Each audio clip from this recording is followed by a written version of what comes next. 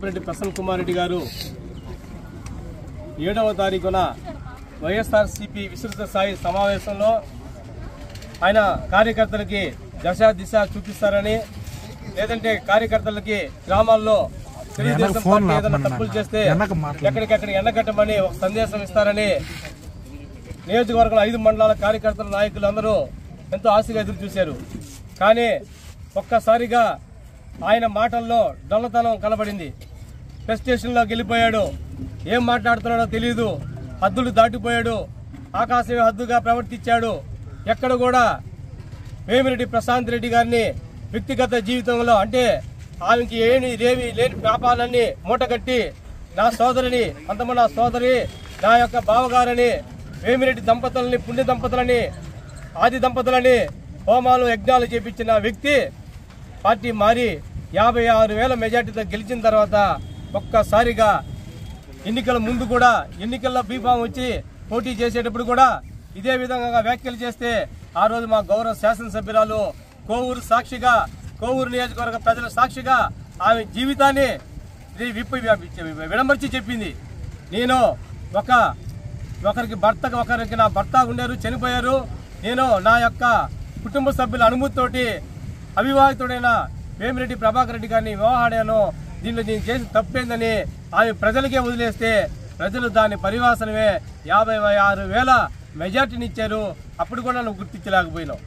ఆమె బుచ్చిరెడ్డిపాలెంలో ఒకటే మాట్లాడినారు. పత్రికా విలేకరులు అడిగారు, మీరు పరిపాలన బాగలేదంటున్నారు, ఎక్కడ బట్టి అవినీతి జరిగిందంటే అంటున్నారు.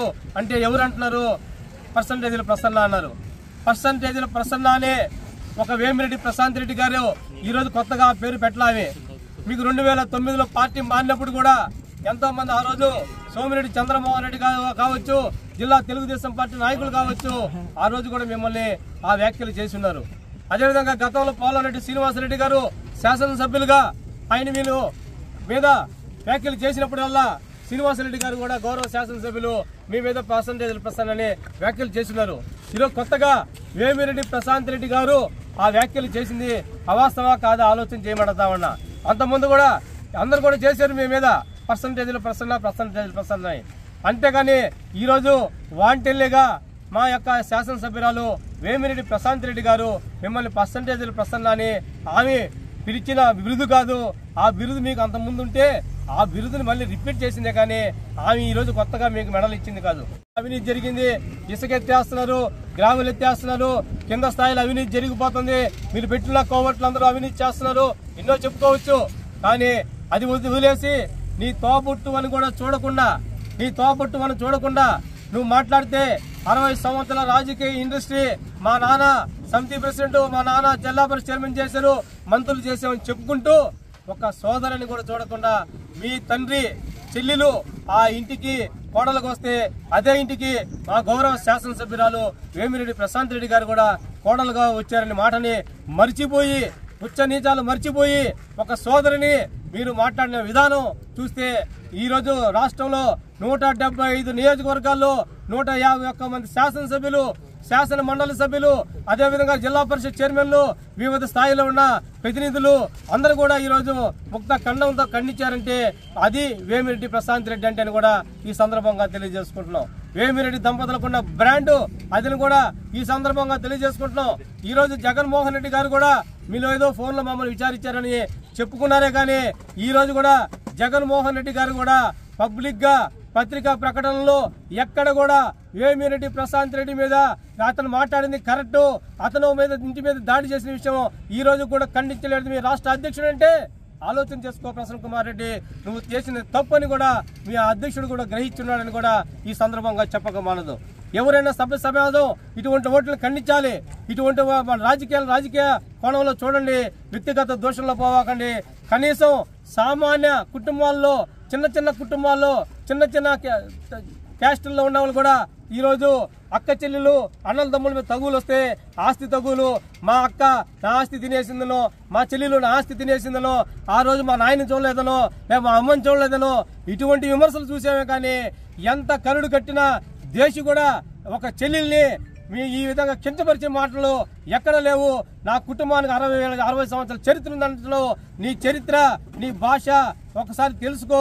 నువ్వు నీ చరిత్రని ఆ విధంగా ఒక తోబుట్టు మీద ఆ విధంగా మాట్లాడి నా కుటుంబం గొప్పదనుకుంటే ప్రజలు హర్షిస్తారా? ఆలోచన చేసుకోమని అడుగుతా ఉన్నాం. కాబట్టి ఇంకెప్పుడు కూడా ఇటువంటి మాటలు మాట్లాడవకండి.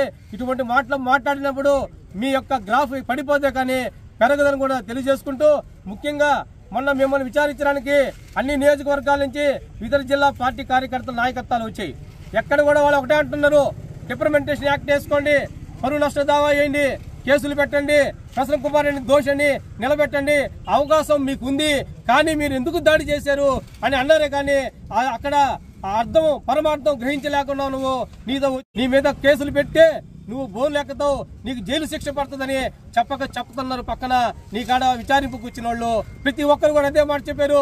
దాన్ని బట్టి వాళ్ళు చెప్తానే ఉన్నారు, నువ్వు ప్రసన్న కుమార్ రెడ్డి తప్పు చేశాడు, తప్పుడు పదాలు వాడాడు, తప్పుడు వ్యక్తి, కాబట్టి శిక్షించేదానికి అవకాశాలు ఉన్నాయి. దాన్ని వదిలేసి ఇంటి మీద ఎందుకు దాడి చేసి మీ చేతికి ఎందుకమ్మా మరకలు అంటించుకున్నారు? మీ యొక్క విషయం విపిఆర్ దంపతులు అంటే బ్రాండు, మీకెందుకమ్మా ఇది దరిద్రం అని చెప్పారు నీ పక్కన వచ్చి. అది గ్రహించుకో ప్రసన్న కుమార్ రెడ్డి అని కూడా చెప్తా ఉన్నాం. నిన్న ప్రెస్ మీట్లు పెట్టారు రాజపాలెంలో, మళ్ళీ ఒక సమూహాన్ని పెట్టి ప్రెస్ మీట్లు పెట్టి ఇంకో మాట అంటున్నారు. మేము ఏం మాట్లాడామయ్యా? ఒకసారి రికార్డులు తెప్పించుకొని చూడండి. మేము ఆవిడ క్యారెక్టర్ అనాలిసిస్ చేయలేదు. ఒకసారి రికార్డు తెచ్చుకొని చూడండి. బెంగళూరులో చీరల వ్యాపారానికి పోయిందని, సూరత్లో చీరల వ్యాపారానికి పోయింది, చెన్నైలో సూరత్ చీరల వ్యాపారానికి పోయింది, మాగుంట లేవుట్లో చీరల వ్యాపారం చేసింది అని చెప్పేవే. కానీ మీరు దాన్ని మీరు మార్చుకున్నారు అని చెప్పడం ఎంతవరకు మీ యొక్క దొల్లతనానికి వదిలేస్తా ఉన్నాం. మీ మాటలో నేను దొల్లతనం ఆపడతా ఉంది. మీరే మాట్లాడారు అంటే మీరు మాటని ఉపసంహరించుకున్నారు అంటే నారీమణుల పోరాటానికి మీరు దిగి వచ్చి 4 మెట్లు దిగి వచ్చి నేను సంజాసి ఇచ్చుకున్నారు. ప్రత్యక్షంగా కాకపోయినా పరోక్షంగా మీరు సంజాసి ఇచ్చుకున్నారు.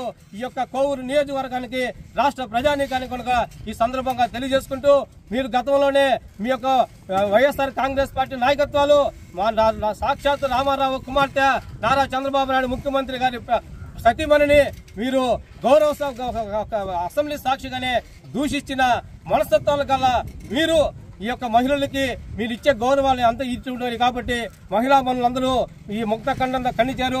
ఇటువంటి పదాలు మానుకొని రాజకీయాలను హుందాగా వచ్చేది చేయండి. భావితరాలకి రాజకీయాలు చేయాలంటే వాళ్ళకి ఒక కొత్త ఉత్సాహం వచ్చేది చేయండి. భావితరాలలో మహిళలు అవుతామని పురుషులు అవుతామే, ఈ రాజకీయాలు మాకు పర్లేదు, ఇంత దరిద్రంగా ఉంటాయి రాజకీయాలు అనే పరిస్థితి తీసుకురావద్దని కూడా ఈ సందర్భంగా సెలవు తీసుకుంటాను.